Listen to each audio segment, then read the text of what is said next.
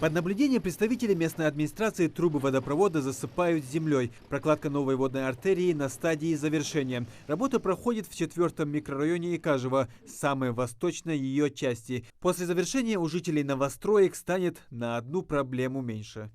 Жители восточной части 4-го микрорайона Икажево воду ждали около 10 лет. Резервуар и насос здесь поставили давно, а водопровод проложили только сейчас. Отныне около 30 семей стали еще на один шаг ближе к цивилизации. Совсем скоро во всех этих дворах будет питьевая вода. До прокладки нового водопровода жители новостроек воду привозили из другой части села и набирали запасом на несколько дней вперед. 13-летний Ислам Таршхоев с семьей сюда переехал около 5 лет назад. Все это время они жили без воды.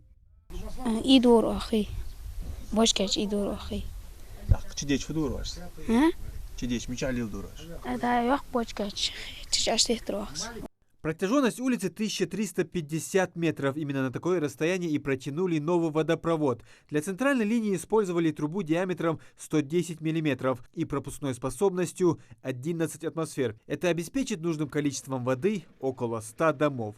Вот эти 3 улицы у нас охвачены по 300 метров и 450 метров это оттуда, от бочки, от скважины. Воду уже пустили, некоторые здесь вот участки, они вот оставили мы, чтобы они проложили себе, ну там 25-я труба пойдет, это они уже сами будут делать. Мы в основном центральную провели. Протянули новые трубы от источника, который находится буквально в 300 метрах отсюда. Водонапорную башню объемом 250 кубов установили специально на возвышенности, что позволяет обеспечить хороший напор. Из этой скважины воду получали около 400 домов в другой части села.